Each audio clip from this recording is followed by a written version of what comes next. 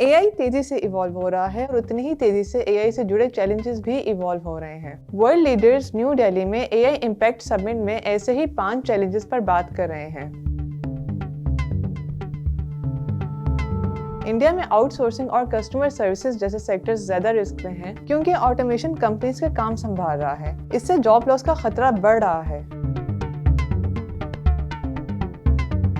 दुनिया भर में डीप फेक और स्कैम्स को लेकर कंसर्न्स बढ़ रहे हैं। ओपन एआई और एंथ्रोपिक जैसी कंपनीज हिफाजती इकदामात मजीद मजबूत करने की बात कर रही हैं।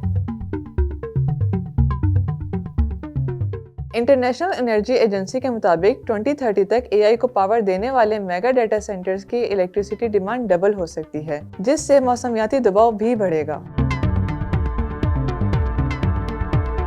European union AI act regulators को इजाजत देता है कि वो अनएक्सेप्टेबल रिस्क वाले सिस्टम्स पर पाबंदी लगा सके, जैसे रियल टाइम पब्लिक आइडेंटिफिकेशन। सवाल ये है कि जिद्दत और रेगुलेशन के दरमियान बैलेंस कहाँ कायम हो।